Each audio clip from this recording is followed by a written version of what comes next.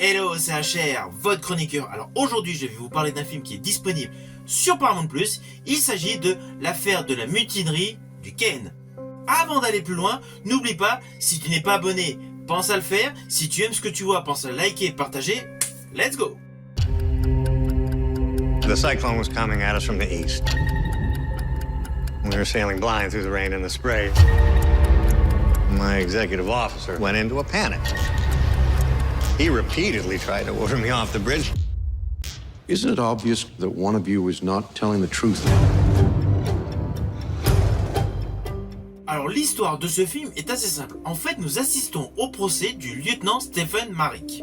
Lieutenant qui apparemment a fait quelque chose au moment où il y avait une tempête, un ouragan. C'est le point principal de cette histoire.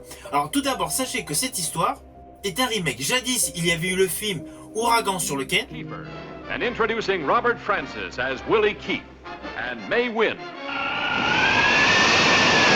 From the studio that gave you the Academy Award-winning From Here to Eternity. Qui était l'adaptation d'un roman paru en 1952 d'Herman Wouk avec le titre Ouragan sur le Ken. De ce fait, ce film disponible sur Paramount+, est l'adaptation moderne de ce roman. Mais forcément, pour tous les aficionados du cinéma qui connaissent le film Ouragan sur le Ken, au vu de certaines scènes, vous allez forcément avoir une petite pensée vers ce film. Mais sachez que ce nouveau film a un concept radicalement différent du précédent. Dans cette version, l'ensemble de l'histoire se déroule dans la salle de procès. Je dirais même que la réalisation de William Friedkin confère un aspect très théâtral. Alors oui, c'est le dernier film réalisé par William Friedkin. William Friedkin, qui est un réalisateur qui a marqué les pages du 7e art. Beaucoup d'entre vous le connaissent essentiellement avec la réalisation du film L'Exorciste.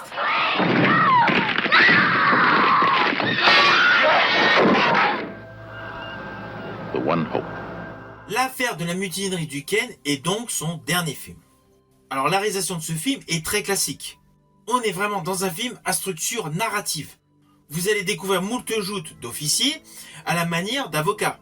Des questionnements, des interrogatoires et surtout une défense. Émaillée de différentes opinions.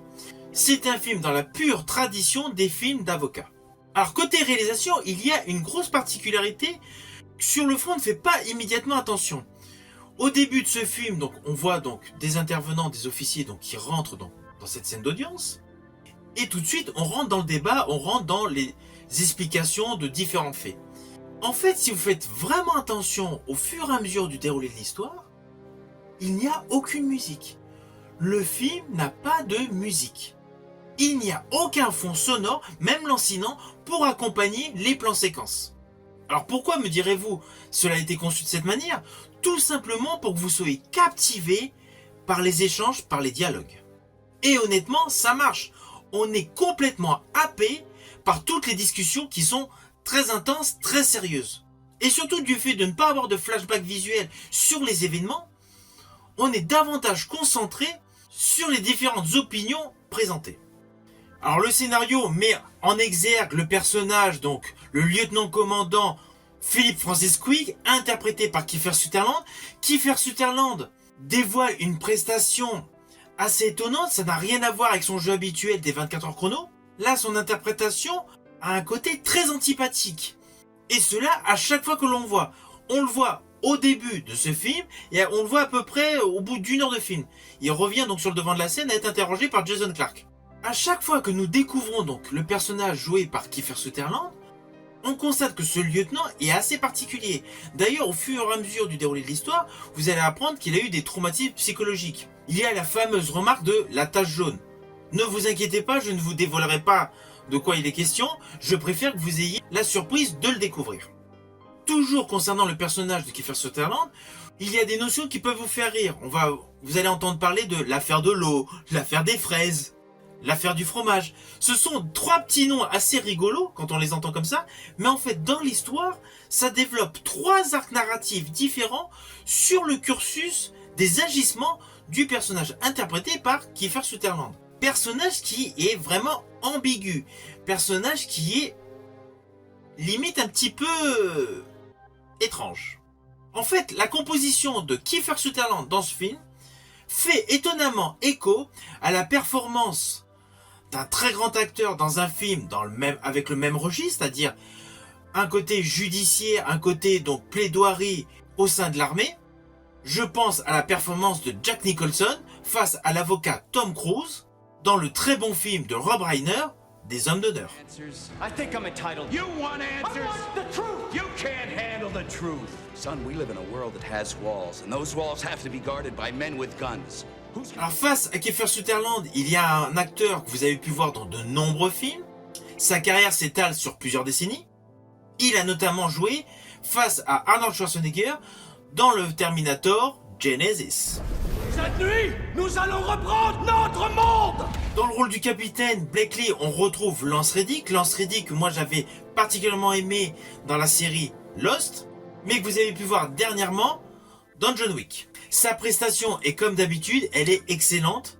Cependant, comme William Friedkin, il est également décédé. Alors toujours côté casting, nous retrouvons donc un rôle féminin mais qui est vraiment poignant, qui est parfaitement interprété par Monica Raymond. Alors moi, Monica Raymond, je l'ai découvert cette actrice dans une série télé, c'était Chicago Fire. Elle interprétait Gabriella Dawson. Elle a tourné dans cette série de pompiers durant plusieurs années. Previously on Chicago Fire. Quant à Jake Lacy, forcément qui interprète le personnage du lieutenant Merrick, qui est accusé, il a une très belle carrière qui s'étale donc entre la télé et le cinéma. Et sa prestation dans ce film est largement correcte. Cependant, en ce qui me concerne, sur tout ce casting, le personnage que j'ai préféré en termes d'interprétation, c'est celui de Kiefer Sutherland. Alors associé à cette distribution, il y a réellement un bon rythme soutenu pour vous tenir en haleine. Et contrairement à ce que vous pouvez imaginer au début de cette histoire, la fin va être différente. Vous allez avoir une montée en puissance en fonction des différentes informations jusqu'à un dénouement inattendu. And displayed this aversion to danger. No. Why do his hands tremble? Objection! Alors oui, pour aimer ce film, il faut vraiment être un aficionados des films à plaidoirie. Mais la grosse particularité dans ce registre de films, c'est que là nous avons énormément de gros plans de manière à nous mettre en exergue le stress de tous les protagonistes. Et quel qu'il soit, que ce soit sur le banc des accusés ou sur le banc des témoins. That they are treading on dangerous and unprecedented grounds here. C'est un pur drame judiciaire de la Navy. The honor and career of an officer with an unblemished military record of 21 years standing is involved. Et je rajouterais que la performance de Kiefer Sutherland confère à ce film une plus-value, tant par son jeu d'acteur, par sa prestation, mais également par la réflexion qu'il peut vous faire émerger en vous en ce qui concerne l'autorité, accepter l'autorité et surtout effectuer l'autorité. Ce film, sous couvert d'une affaire judiciaire au sein de la Navy, offre un réel raisonnement psychologique sur l'interprétation de chacun par rapport à des ordres. Did you offer to alter the logs? That's a lie. Answer the question, please. It's a malicious lie. Objection! The witness is being badgered! Isn't it obvious that one of you is not telling the truth? Alors en conclusion, je vous invite à découvrir ce film sur Paramount+. C'est un bon film de plaidoirie, la scène finale est digne d'un très bel épilogue. C'est un film actuellement disponible sur Paramount+. Si vous avez aimé la vidéo, pensez à la liker, pensez à la partager. Quant à moi, je vous dis à bientôt pour une prochaine chronique.